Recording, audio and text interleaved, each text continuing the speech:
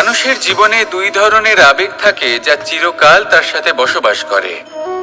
প্রথম, স্বপ্ন। দ্বিতীয়, অজুহাত।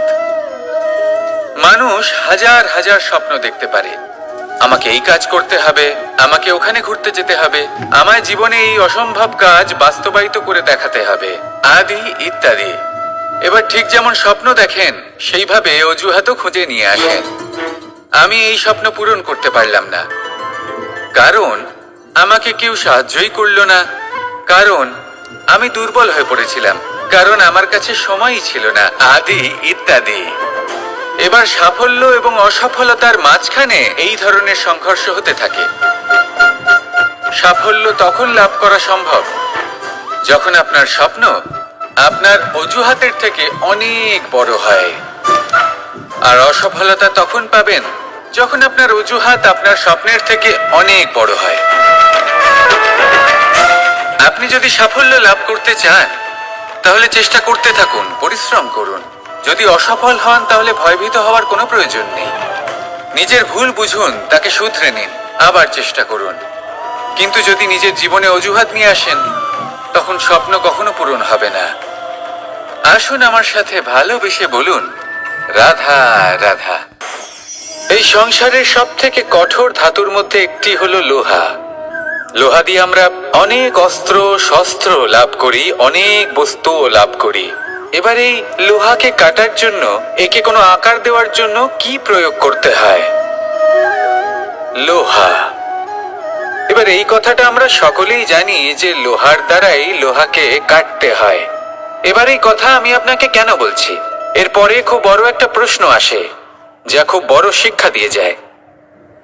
এটা কেন হয় যে আমরা একটা লোহা দিয়ে একটা লোহাতে আঘাত করছি, কিন্তু যে লোহা দ্বারা আঘাত করছি তার আকার বদলাচ্ছে না, যার ওপর প্রহার করছি তার আকার বদলাচ্ছে? এতে পার্থক্যটা কোথায়? পার্থক্য হলো তাপমাত্রার। দেখুন, যে লোহাকে আমরা কাটতে চাই তার তাপমাত্রা বাড়াতে হয়, তাকে গরম করতে হয়। আর যে লোহা দ্বারা আমরা আঘাত করতে চলেছি সেই লোহা আমাদের ঠান্ডা রাখতে হয়। অর্থাৎ ঠান্ডা লোহা গরম লোহাকে কেটে দেয়। এবার এই শিক্ষা কি আমাদের জীবনে যথেষ্ট নয়? আমাদের জীবনে অনেক সমস্যা আসতে পারে, কিন্তু আমাদের এই বিষয়ে বিশেষ খেয়াল রাখতে হবে যে আমাদের মনকে আমরা যেন ঠান্ডা রাখি, এই মস্তিষ্ককে শান্ত রাখতে হবে। যদি আমরা ক্রোধ বা ঈর্ষার আগুনে জ্বলতে থাকি, বিদ্বেষের আগুনে জ্বলতে থাকি, তাহলে আমরাও সেই লোহার মতোই হয়ে যাব যার তাপমাত্রা অত্যন্ত বেশি। তখন যে কেউ এসে আমাদের বিচ্ছিন্ন করে চলে যাবে। মনে রাখবেন, যিনি যত বেশি স্থির বুদ্ধির অধিকারী, যিনি হলেন সব থেকে বেশি শান্ত, তিনি হলেন সব থেকে বেশি বলশালী। তাহলে শান্ত থাকুন আর আমার সাথে ভালোবেসে বলুন, রাধা রাধা। মানুষের দুটো রূপ রয়েছে। এক, আমাদের এই মুখ যা শুধুই চোখে দেখা যায়, আর দ্বিতীয় আমাদের এই মন যা শুধুমাত্র অন্তরাত্মা দ্বারা দেখা যায়। এবার আমাদের এই মুখ তা ঈশ্বর সকলকেই আগে থেকেই প্রদান করেছেন, কিন্তু এই মন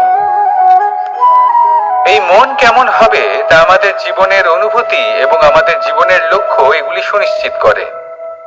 অর্থাৎ নেত্র দিয়ে দেখা যায় আমাদের এই মুখ, তা শুধুই এই কারণে প্রয়োজন যাতে সংসার আমাদের দেখতে পায়, আমাদের চিনতে পারে। কিন্তু যদি এই সংসারে আপনি প্রকৃত অর্থে মান সম্মান লাভ করতে চান, তাহলে নিজের অন্তরাত্মাকে আপনাকে বিকশিত করতেই হবে। দেখুন, কথায় আছে এই যে অসুর, তা শারীরিকভাবে উপস্থিত নয়, তা মনের মধ্যে থাকে। যদি এই মন থেকে অসুরকে বের করে দেওয়া যায় তাহলে শরীরে তা উপস্থিত থাকবেই না।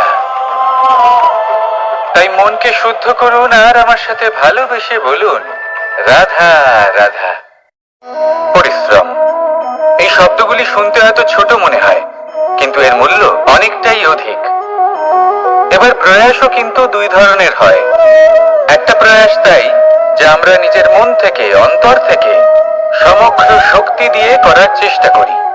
এবারে এই প্রয়াস প্রচেষ্টার নামান্তর।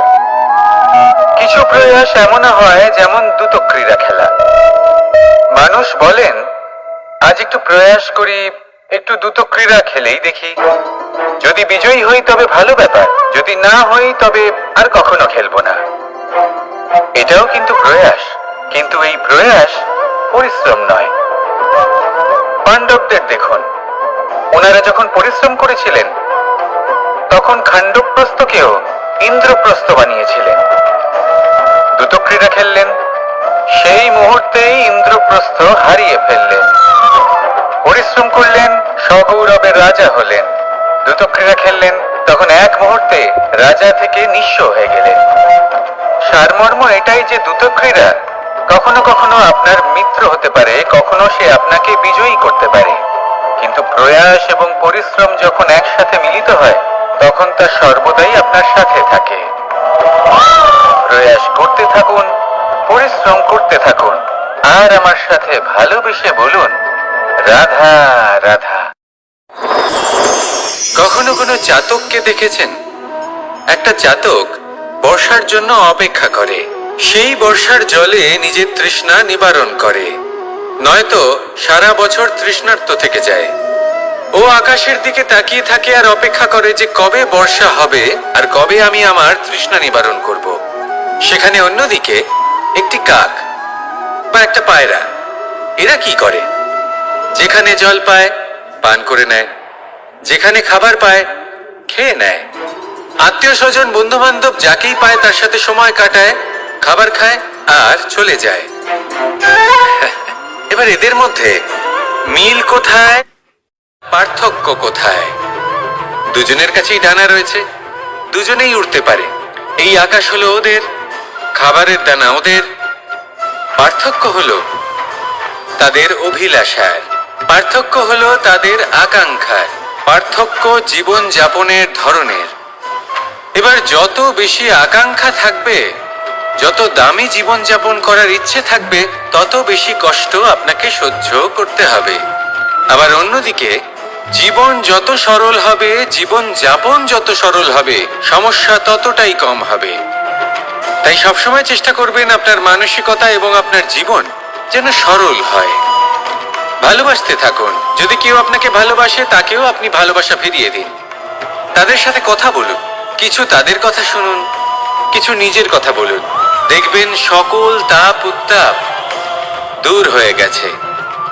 এটাই তো হলো জীবনের সারমর্ম। তাই প্রেমে থাকুন, ভালোবাসুন, আর ভালোবেসে আমার সাথে বলুন, রাধা রাধা। একবার একজন সাধক ওনার শিষ্যদের একটা কাজ দিলেন, একটা দুর্লভ জড়িবুটি নিয়ে আসতে বললেন। এতটাও কঠিন কাজ সেটা ছিল না, কারণ সকল শিষ্য জানতেন যে এই দুর্লভ জড়িবুটি কোথায় পাওয়া যায়। পর্বতের শিখরে। কঠিন কাজ কোনটা? সেখানে পৌঁছনোর সেই পথ, যা ছিল কাঁটায় জর্জরিত, পাথরে পরিপূর্ণ, যেখানে পিছলে পড়ার আশঙ্কা রয়েছে এবং গভীর ক্ষত পেতে পারে সবাই। এবার বেশ কয়েকজন শিষ্য গেলেন, তার মধ্যে কয়েকজনই সেই জড়িবুটি নিয়ে আসতে পারলেন। কারণটা কি ছিল? কিছু শিষ্যের মনোযোগ ছিল শুধুমাত্র লক্ষ্যের দিকে, অর্থাৎ পর্বতের সেই শিখরে। কিছু শিষ্যের মনোযোগ ছিল পথের এই সংকটগুলির ওপর। কিছুজন নিজের সমস্ত মনোযোগ, সমস্ত শক্তি কেন্দ্রীভূত করলেন শুধুমাত্র লক্ষ্যের দিকে। বাকিরা মনোনিবেশ করলেন এই সংকটের থেকে নিজেকে বাঁচাতে। কিন্তু যাদের মনোযোগ শুধু লক্ষ্যের দিকে ছিল, শুধু তারাই জড়িবুটি নিয়ে আসতে পারলেন। কারণ কি ছিল? একটা সহজ ব্যাপার যা আমাদের বুঝতে হবে। আমরা যদি লক্ষ্যে পৌঁছতে চাই, তাহলে বিপদের সম্মুখীন তো আমাদের হতেই হবে, আর কোনো বিকল্প নেই। যন্ত্রণাও হবে, পায়ে কাঁটাও হয়তো ফুটতে পারে, হয়তো পড়েও যেতে পারেন, হয়তো রক্তপাতও হতে পারে। কিন্তু তার সাথেই সাফল্য অর্জনের যে আনন্দ, সেটাও পাওয়া যায়। সেই জন্য নিজের মনোযোগ সবসময় লক্ষ্যের দিকে রাখুন, পথের সেই বিপদগুলির দিকে নয়। সত্যি কথা বলতে এই বিপদ, এটা কিছুক্ষণের, আজ আছে কাল নাও থাকতে পারে। কিন্তু যদি লক্ষ্যকে প্রাপ্ত করতে পারেন, তাহলে তার আনন্দ আপনার সাথে সারা জীবন রয়ে যাবে। তাহলে লক্ষ্য প্রাপ্ত করুন আর আমার সাথে ভালোবেসে বলুন, রাধা রাধা। ওমা, এ কি? আমি কখন থেকে এখানে অপেক্ষা করছি, হাত পেতে দাঁড়িয়ে রয়েছি যাতে একটা ফল আমার হাতে এসে পড়ে এবং সেটা আমি খেতে পারি। কখন থেকে অপেক্ষা করছি, কিন্তু সেটা হচ্ছেই না। এবার আপনি বলবেন যে এসব কি বলছি, এ কি অদ্ভুত কথা বলছি। যদি ফল খেতে হয় তাহলে আমাকে বৃক্ষে চড়তে হবে, ফলের কাছে পৌঁছতে হবে, তবেই তো ফল পাবো। এবারে এটা অত্যন্ত সহজ ব্যাপার, কিন্তু এই বিষয়টা আপনি নিজের জীবনের প্রসঙ্গে ভেবে দেখুন। লক্ষ্য কোথায় আছে আপনি জানেন, সেই লক্ষ্যে পৌঁছানোর পথ কি সেটাও আপনি জানেন, সেই পথে চলার ক্ষমতাও আপনার রয়েছে, কিন্তু তাও আপনি নিজের লক্ষ্য লাভ করতে পারছেন না। কেন? কারণ আপনি অপেক্ষা করছেন যে লক্ষ্য আপনার সামনে চলে আসবে, কিন্তু তা হয় না। লক্ষ্য সে যাই হোক না কেন, ধন হোক, প্রেম হোক, কোনো সম্মান হোক বা মোক্ষ হোক, যদি আপনি তার দিকে অগ্রসর না হন তাহলে ফল প্রাপ্তি অসম্ভব ব্যাপার, তা কোনোদিনই হবে না। সেই জন্য আপনার চোখের সামনে আপনি যদি নিজের লক্ষ্যকে দেখতে পান তাহলে উঠুন এবং সেই দিকে অগ্রসর হতে শুরু করুন। নিজের অন্তরের সকল অশুভ গুণ দূর করুন, অলসতা ত্যাগ করুন, অজ্ঞানতা ত্যাগ করে দিন এবং চলতে থাকুন। অবশ্যই মনোবাঞ্ছিত ফল লাভ করতে পারবেন। মনে রাখবেন, চলতে থাকলে তবেই লক্ষ্য প্রাপ্তি হবে। অপেক্ষার দ্বারা শুধুমাত্র মৃত্যু লাভ হবে। আসুন আমার সাথে ভালোবেসে বলুন, রাধা রাধা।